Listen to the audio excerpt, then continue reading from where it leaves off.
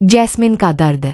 मोहम्मद और मैं आयशा की घटना को याद करके बहुत परेशान थे। मोहम्मद को पता था कुछ तो अम्मी गड़बड़ कर रही हैं, पर वह मानना नहीं चाहता था और न ही माँ को दोष देना। मैंने धीरे से कहा, मैं तुम्हारी माँ को दोष नहीं दे रही, शायद उन पर कुछ असर है, वो तकलीफ में है, उन्हें किसी मुफ्ती साहब के पास ले जाओ। मोहम्मद ने अपने भाई को फोन किया और सब कुछ बताया, पर भाई ने गुस्से से डांट दिया, तू हमारी माँ पर इल्जाम क्यों लगा रहा है। शाम को मोहम्मद की आंट ज़ैनब अपने बेटे और बहू जास्मिन के साथ आई। मोहम्मद ने उनका स्वागत किया, मैंने भी सबका स्वागत किया। मेरी सास जीनत और ज़ैनब एक दूसरे से गले मिली, दोनों का रिश्ता बहुत प्यारा था। मैंने जैस्मिन से पूछा, कितने महीने हुए? वो मुस्कराई, 9 महीने। मैंने प्यार से उसका पेट छुआ। थोड़ी देर बाद मैंने सबको चाय दी। हम सब हंसे, बातें की और चाय का मजा लिया। जीनत और जैस्मिन बातें करने लगी और फिर एक दूसरे से गले मिली। कुछ देर बाद जीनत कमरे से बाहर। मैंने तुरंत उनका पीछा किया और कहा, अम्मी कृपया जैस्मिन के कमरे में मत जाइए। रात को मैंने खाना परोसा। जैस्मिन ने बड़ी नरमी से मेरी मदद की।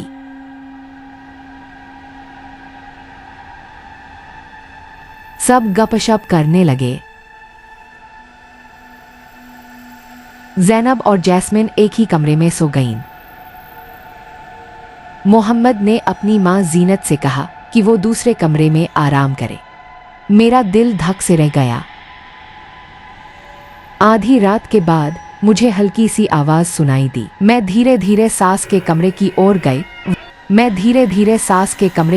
गई। वो वहां नहीं थी। जीनत जैस्मिन के बिस्तर के पास खड़ी थी, उसकी कोख की ओर घूर रही थी। धीरे धीरे उन्होंने अपना हाथ जैस्मिन के पेट की तरफ बढ़ाया।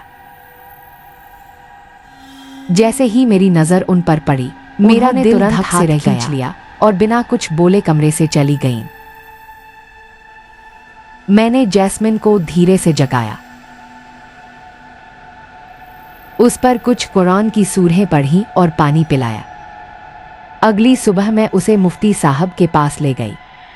उन्होंने ध्यान से सुना। कुछ देर सोचने के बाद उन्होंने हिफाजत के लिए एक तावीज़ भी दिया।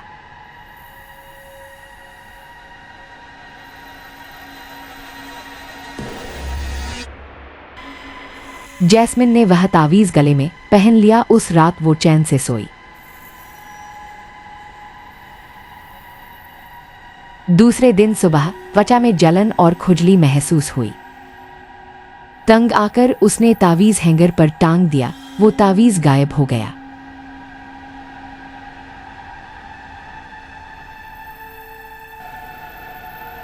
अचानक जीनत कमरे में दाखिल हुई। उनकी आंखें लाल चमक रही थीं। उसके पेट पर हाथ फेरने लगी। जब मैं उनके कमरे में गई, उनकी आवाज बदल गई। एक अजीब डरावनी लहजे में बोली, मैंने खून पिया, कई दिनों से प्यास थी। ज़ैनब ने ये सब सुना। उसी वक्त जैस्मिन दर्द से चीख उठी। उसके प्रसव पीड़ा शुरू हो गई थी, वक्त से बहुत पहले। हम तुरंत उसे अस्पताल ले गए। पर दुखद बात यह हुई कि बच्चा मरा हुआ पैदा हुआ। ज़ैनब ने भी अपनी बहन का भयानक रूप देख लिया। वो उसे भी डराने लगी। मैंने वहां से ज़ैनब को हटा लिया और कहा कि उन पर कुछ हावी हो गया है, वो जिन्नात के असर में है। ज़ैनब ने मोहम्मद की ओर देखा और कहा, उन्हें तुरंत किसी आलिम के पास ले जाओ। जैस्मिन रोती रही अपने बच्चे के खोने के गम में, और वो सब आंसुओं में डूबे हमारे घर से चले गए और हमारी फैमिली रह गई। मुझे और भी डर लगने लगा था।